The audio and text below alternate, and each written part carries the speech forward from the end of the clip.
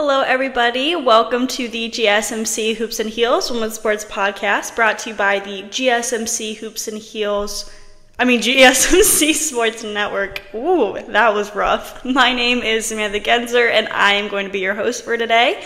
We have a very exciting episode for you guys. We're going to be covering the HYROX World Championships, USWNT official roster predictions, the golfers competing in the Olympics, the softball team rosters for the second series of the AUX, and make sure you stay till the end of the show to hear about the past and current student athletes competing in the track and field Olympic trials. Before we begin, I wanted to remind you guys to like and subscribe to the show and to become a part of our show to tip and donate using the link gsmcpodcast.net.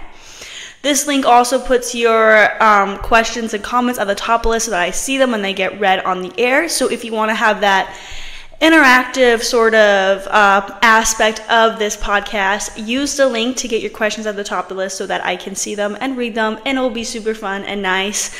Also, it really helps the show. We really do appreciate it. Okay, so now that that's out of the way, let's get started. I hope you guys enjoy today's content. Okay, I'm just making sure that everything is set right now because, okay, there we go. Okay, I just wanted to make sure that we are streaming because my computer was glitching. So that would be bad if I was just talking to myself. Anyway, so we're starting our show off today talking about the HYROX World Championships, which took place from June 7th to the 9th in France. We're taking a little bit of a break from the CrossFit Games. We talk about CrossFit a lot on this channel, and I love talking about the games. But there is a little bit of a gap actually before the games take place, as they're taking place in August. So instead, I wanted to recap a different CrossFit competition that is still very important. It had some great and intense competition. So here's a little background information about this competition. This competition is pretty new. Not really, but it kind of is. And it's been increasing in popularity a lot. So if you've heard of it, great. If you haven't, great. This is your chance to learn about it. So HYROX is a unique fitness competition that combines running and functional workouts to test participants' endurance, strength, and overall fitness, just like your normal CrossFit competition. Although this one does have a bit more focus on cardio, and you'll see. So HYROX competitions are divided into several categories to accommodate different fitness levels and formats. The pro singles category is where athletes compete individually, and it's just an entire different race format on their own. And then the doubles category, two athletes compete together, running together, but splitting the functional workout stations between them. In the mixed relay category, it's teams of 4 athletes, and each member completes 2 1-kilometer run and 2 functional workout stations. And then lastly, there's an age group category that's pretty self-explanatory. So each HYROX race consists of 8 1-kilometer runs interspersed with 8 functional workout stations. Okay, so here is the sequence. It goes 1-kilometer run to 1,000-meter ski erg, 1-kilometer run to 50-meter sled push, 1-kilometer run to 50-meter sled pull. You have that run again, 80-meter burpee broad jumps, and then to the run, 1,000-meter row, 1-kilometer run, 200-meter farmer's carry, 1-kilometer run, 100-meter sandbag lunges, then to the run, and then lastly 75 wall balls. And it's 100 wall balls for men, but 75 for women. This is very CrossFit-like. I mean, it literally is CrossFit. But compared to the CrossFit semifinals workouts, the HYROX race is more cardio focused, at least it seems like with these different intervals. So here is how the competition actually works. Athletes start by participating in local HYROX events held in cities around the world. These events are open to everyone and serve as the initial qualifying rounds. Next is the regional qualifications, where top performers from the local events advance and compete in this narrow field. Next is the World Championship qualifications, where the top athletes from regional qualifications earn their spot at the HYROX World Championships.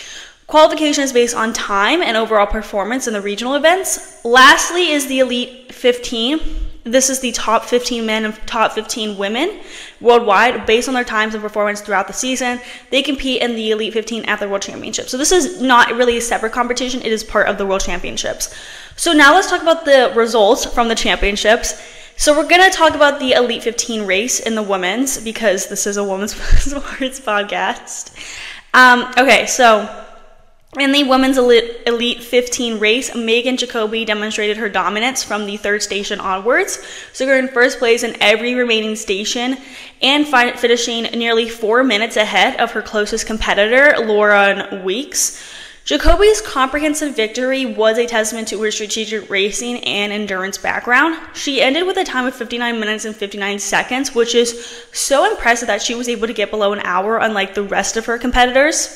Jacoby said, "I raced a tactically smart race. I come from running and endurance, and I felt like that having that experience has helped me in the sport significantly.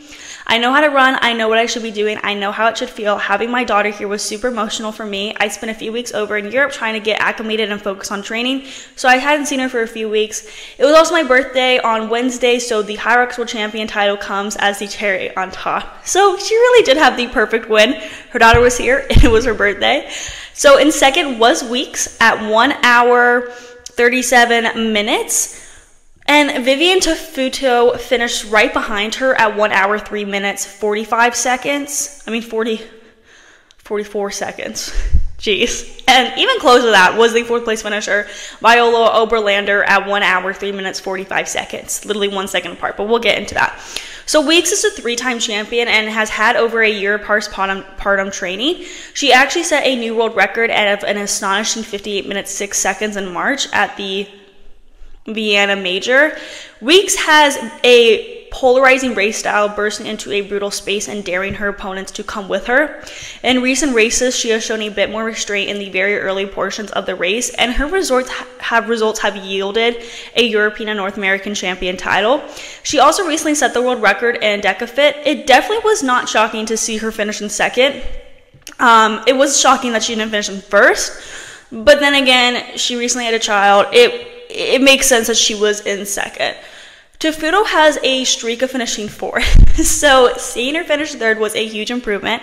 She's a former D1 swimmer and has an extra year running training under her belt, which really helped her in the competition. She also is one of the strongest athletes on the ergs and sleds, and she particularly stood out in those events. Oberlander is a seasoned athlete when it comes to World Championships events. The 2020 runner-up has been in the fold for several seasons, and 2024 is no exception. She has been in podium contention for most of the majors this season. She's very aggressive in the early stages of the race and pushes the sled as well as any athlete that will toe the line, sometimes to her detriment though. She definitely performed well in that sled, but was still unable to make it in the top 3. You have to consider her time though, because she literally was 1 second right after the third place finisher, so that just goes to show that how she was really could have been in the top 3 with very minor adjustments or improvements. Lasting fifth was Linda Meyer with a time of 1 hour 3 minutes 57 seconds. She actually was a favorite to win the 2022 World Championships, but ended up letting it slip through her hands while finishing second that year. She has shown big race potential, and she showed that this year, really. She set the world record in early 2023 before experiencing injuries and setbacks towards the second half of the season. She had a disappointing end to 2023, but was very eager and hungry to get back out there for this season. She just was not able to make the podium at this competition, and without those previous injuries, I think she would have had a better chance to podium. But still, she was very close and still did absolutely amazing and showed her natural strength. Now, moving on to a completely different category. In the pro women's category, we had Seka Arning in first place at 1 hour, 1 minute, and 53 seconds. Jade Skillen in second at 1 hour, 4 minutes, 19 seconds. And Lucy Proctor in third at 1 hour, 4 minutes, 46 seconds. As you can see, there is a huge gap between the first and second place finishers in this category. Arning's performance in the wall ball segment was actually slower than her average according to her coach. But even though this wasn't her best segment, it still did not affect her too much, as she was able to come out on top by a huge margin.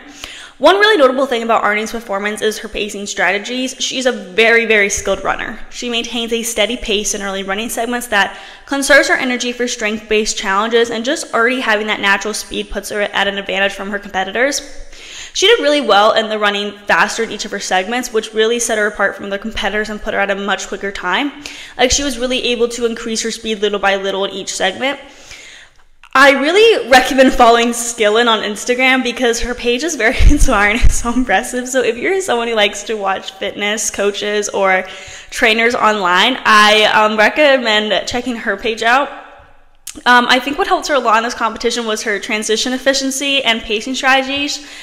Skillen could have started at a slightly faster pace in the beginning of the race to knock off some seconds, but then again, I think pacing herself like she did was the best thing for her, because she could have ended up exhausting herself for the strength events if she ended up trying to go too fast in the beginning. I was really impressed by her. She has a great blend of strength and speed, and you could really tell that in the competition. Lastly, moving on to a different category, two-time obstacle course world champion Ida Mathilde Stensgaard was representing Denmark in the first ever elite mixed relay world championship. You can already guess how competitive this competition is. This was the first one, so it was extremely big headlines. So the 33-year-old was able to utilize the strength and speeds required for OCR to help the Danish team secure 10th. Stensgaard had just missed qualifying for the Elite 15 in the season, but decided to use the relay event as a chance to get some speed training and before she sets off to defend her title at the OCR European Championship. So this is kind of like her precursor to that. Speaking before the race, she said, "One of the reasons behind HYROX's growth is that you can compete no matter what. It's just going to depend on how fast you can go. There are other sports like CrossFit or OCR where you need a specific skill set to be able to complete the competition or the workout. In HYROX, most people will be able to do the course. It also includes more running, and I love running. Combining running and strength training just gives you an all-around good physique and athleticism. Training never gets boring. I think you'll see me in HYROX more. In OCR, I've won a lot now. I have a lot of defending titles, so the feeling of really wanting to win is harder to achieve."